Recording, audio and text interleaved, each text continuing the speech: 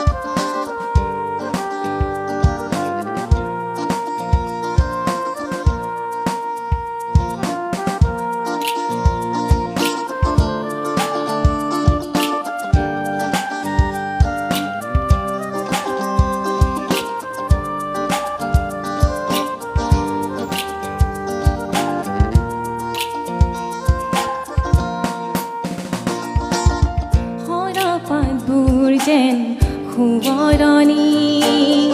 আকাশে বতাহে তাৰ আগমনী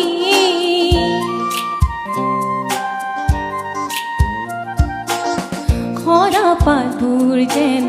সুবৰণী আকাশে বতাহে তাৰ আগমনী ও মই লাজুকী ৰূপেশ্বৰা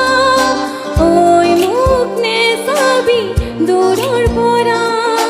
ও মই লাজুকী ৰূপেশ্বৰা ঐ মোক নে চাবি দূৰৰ পৰা ও পলাশ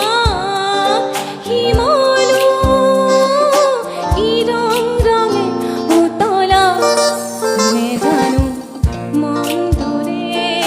ফাগুনৰে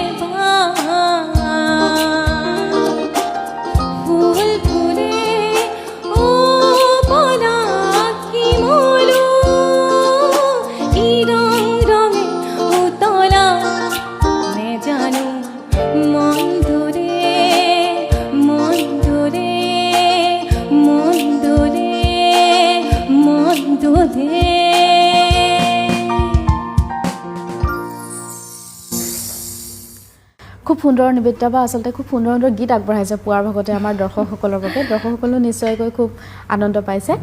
জানিব বিচাৰিম আপুনি যেহেতু অনুষ্ঠানৰ আৰম্ভণিতে জনাইছিলে জনপ্ৰিয় কণ্ঠশিল্পী জুবিন গাৰ্গৰ লগত আপুনি মঞ্চত অনুষ্ঠান পৰিৱেশন কৰিছিলে কেনে অভিজ্ঞতা কেনে আছিল কেনেকৈ সুযোগটো কেনেকৈ পাইছিলে কেনেকৈ সুযোগটো পাইছিলে মই ফাৰ্ষ্ট জুবিনদাৰ লগত পাণ্ডুত গাইছিলোঁ তাৰপিছত জুবিনদাৰ লগত কণ্টেক্টটো আছিলে মানে তেতিয়া তো তেনেকৈ আকৌ নেক্সট প্ৰগ্ৰেমখন পাইছিলোঁ আৰু তাৰপিছত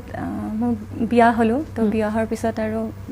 কণ্টিনিউ হৈ থকা নাই হয় ঠিক আছে আমি আৰু গীত শুনিম এটি বিৰতিৰ সময় প্ৰিয় দৰ্শক মৰ্ণিং লাইভ অনুষ্ঠানত এইখিনিতে সময় হৈছে খন্তেক সময়ৰ বাণিজ্যিক বিৰতিৰ